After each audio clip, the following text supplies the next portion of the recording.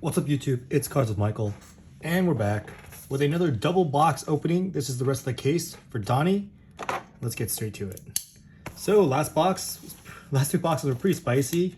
Had the double legendaries. Hoping to get some marbles, maybe even another legendary. Round it out, get 3 legendaries. Let's see how it goes. Here we go. Uprising. What a great set. It's the first set I've ever seen in Flesh and Blood so far of all the releases. We've had Monarch, we've had Tales of Aria, we've had Everfest. The first set that has actually sold for a higher price than kind of like initially on release, which is just amazing. A little Vipox action here. Foil Ember Moss Centipede and a rare. Oh, of course. Let's not pull a Rudy here. Make sure to check the tokens. In fact, right now, right this moment, Everfest is selling better. Like it kind of settled at map for a while, but in the last couple days, we're seeing sales above map. Not by much. We're talking like $323 on TCG Player instead of $319, and single box sales are $79.92. $79.92 is map, and $79.99 is 7 cents above map. Can't complain. Cannot complain. We have our Invoke Chromai. Oh, nice little rainbow foil equipment here. Spellfire Cloak. And no cold foil there. All right, that's pack number 2. On to the next. How have you guys liked Uprising so far? Do you feel like the value is there? Do you feel like it makes sense that this is one of the first sets to actually kind of be profitable for the LGS and just not be an overall stinker?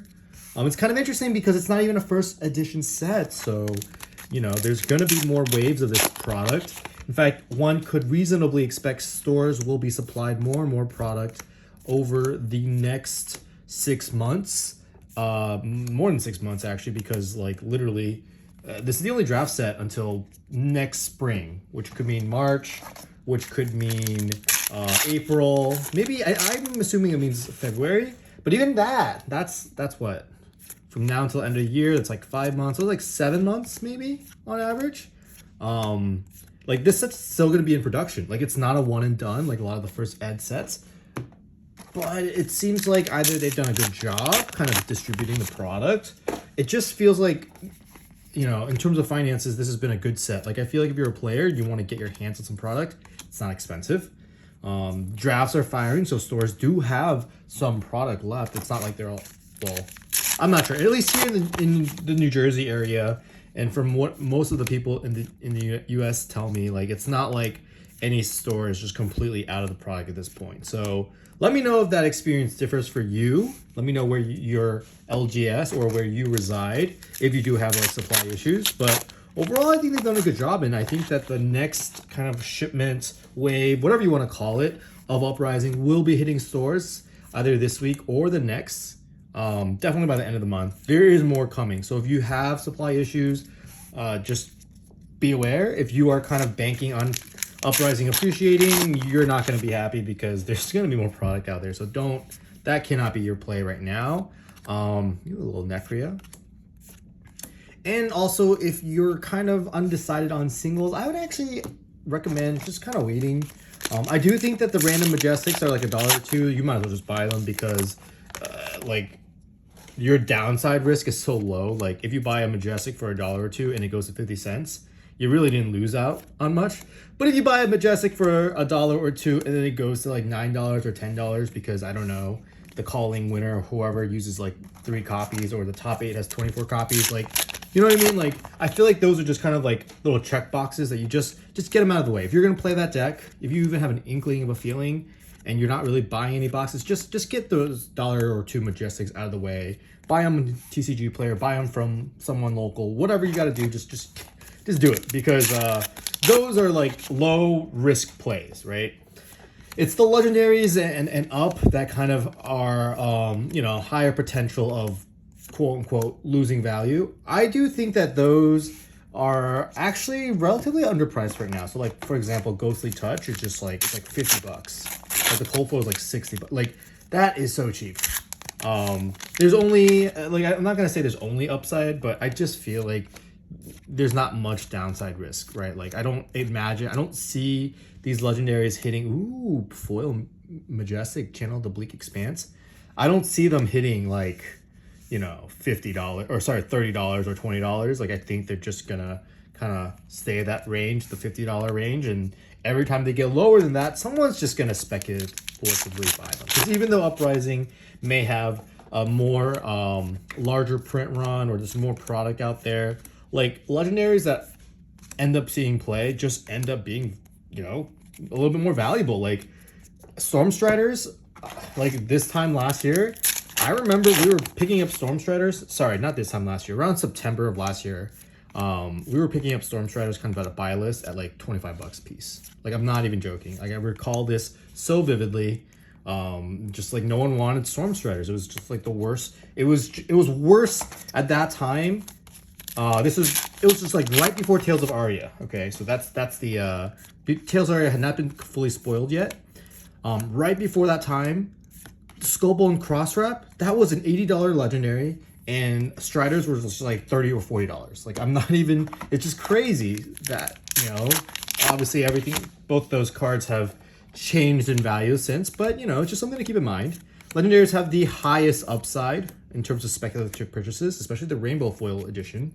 Although we will see what happens with Uprising, because it seems like I would wager the same thing. Like you just need the most playable copy. Like the cold foil is always going to be more valuable, but you know, players are going to pay for the cheapest copy, and I think the cheapest copy typically will appreciate faster if it's like that's the legendary that you actually need for the deck.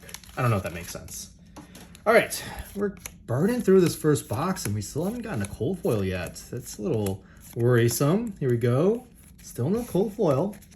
Just, let's see, we have what? 6 Majestics, non-foil, 1 foil Majestic pulled so far. Is this gonna be a no cold foil box? No way. Here we go. Rare, Kyloria, foil Rake, and still no cold foil. Come on. Working our way through the next box. Here we go. Rise, Dampen. Ooh, foil Phoenix form with some print lines. Do you guys see those print lines? Sad. Okay, 2 foil Majestics. That's not too shabby. A lot of these foil Majestics have a decent multiplier because, as you can see, they're pretty rare. You're only getting 1 or 2 per box. There's like, what, 40-some Majestics, 50-some Majestics. So if you actually want to foil out your deck, you know, you're going to have to get those foil Majestics and pay a little bit of a premium on them. It's not like Magic the Gathering where there's a like collector booster that just has like 15 foils in it. All right, we are now on to our last 2 packs of box number 3. Donnie, let us get you something spicy, please. Here we go. We got the flippers. We have the rapid reflex. Another Kyloria, 2 Kylorias in this box. A foil Ice Spines, all right. And no cold foil in the back. Last pack.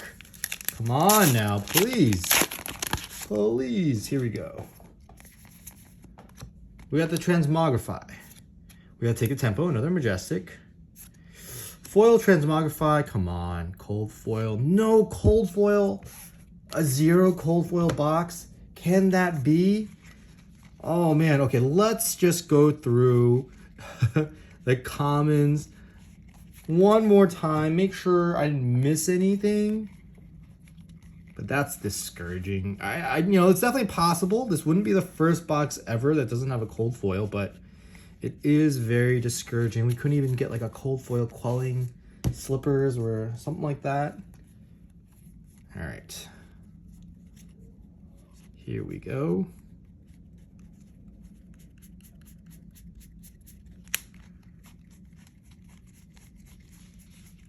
Yep. Box number 3, it's a dud. No cold foil legendaries, or no cold foils in general. All right, on to the next box. Let's get a cold foil Fable here, you know, for Donnie. Here we go. Here we go.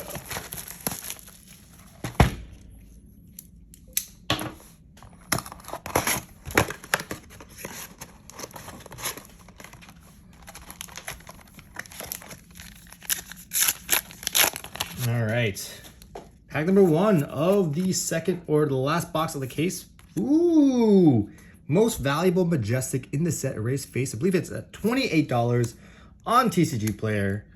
Erase Face is doing its best job at imitating the Command and Conquer for singles market.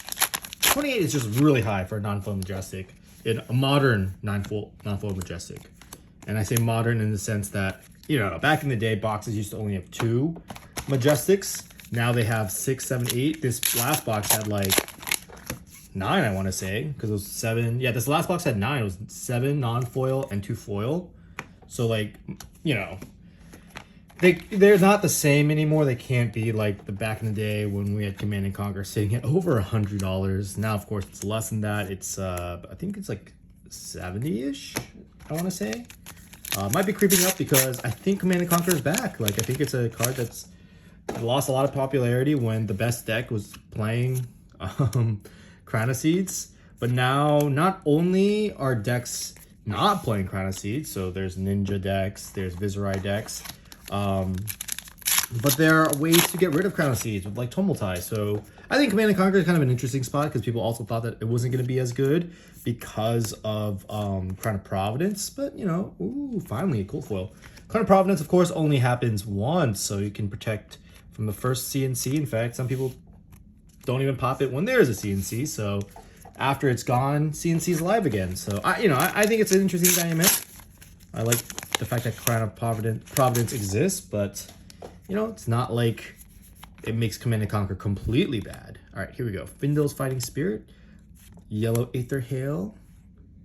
Ooh, another Marvel, the Kyloria Marvel. Beautiful card, just beautiful. All right, on to the next box. So this box so far has 2 cold foils. Can we get a rainbow foil legendary for Donnie? Make it a triple legendary case. That would be amazing. Here we go. On to the next pack.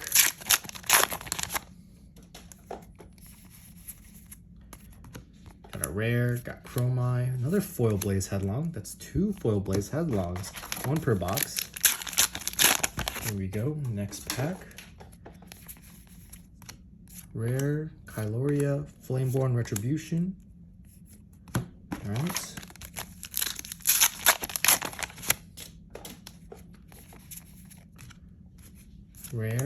Rare, foil Icebinds. Okay. On to the next pack. We got the Dampen, the Weather Vane, foil red Ice Hail. And that's it. I think what can make this box just a little bit better. It is interesting. Ooh, little Tome of Firebrand action. Oh, wow. What a case. Triple Ghostly Touch. Okay. We'll take it. We'll take it. There you go, Donnie. Lots of Ghostly Touches for you. You'll love to see it. It's so funny. Up until this point, I had never opened Ghostly Touch. So just for review, for those who don't know, kind of want to spoiler into the last the first 2 boxes. This is our loot from the first 2 boxes. So we had cold foil legendary, a little Marvel, a little Ghostly Touch rainbow foil, and 2 quelling cold foils. And now in the other 2 boxes, we have another Ghostly Touch legendary. We have a Spellfire Cloak. That's 3 common cold foils, 2 Marvels, 1 legendary cold foil, and 2 rainbow foil legendaries. Not too shabby. Seriously, not too shabby. Like, we are probably close to in the money. Ghostly Touch, of course, only being a $50 or $60 card, it makes it a little wonky, but you know, I value it internally more than that. Like, I would not sell it for that price. I would buy it for that, like maybe minus 10%. If I didn't have so many boxes of Uprising that I opened for you patrons, I would be buying them up. I just think that they're underpriced to their potential. And I actually don't even know if Dromai is that good right now. I think, yeah, Dromai has potential.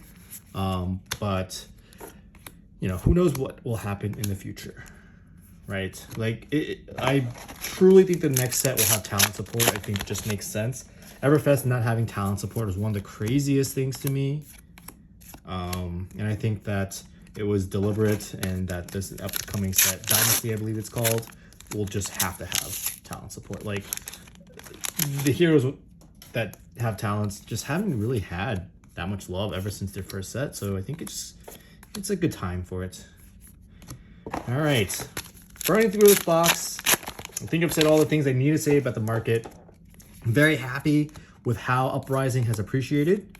I wonder if Uprising will just kind of, you know, look really bad about 4 weeks from now when by then there might be a third wave. And if people aren't drafting as much anymore, then I could see Uprising doing a little bit worse. But drafts are firing at my LGS. Like every time it's draft, we're getting like 16 players. Like, it's just crazy. So I think that, I don't even know if like the format's that good, but it is definitely a draftable set. And compared to Everfest, which was not draftable, it is infinitely better for limited, right? Like, so, you know, you don't really have to beat too much to get players to draft. And it's summer, it's a good time for it. Channel the Bleak Expanse, nice little majestic action. Can we get another cold foil? We have 1 box left, or sorry, 2 packs left. This is the last box. We could just get one more little itty bitty cold foil to end it. I would be forever grateful, Mr. Box. Oh, what, that all you got? We'll take it. Foil Mounting Anger and Phi and Phi, and the very last pack. Here we go. Here we go.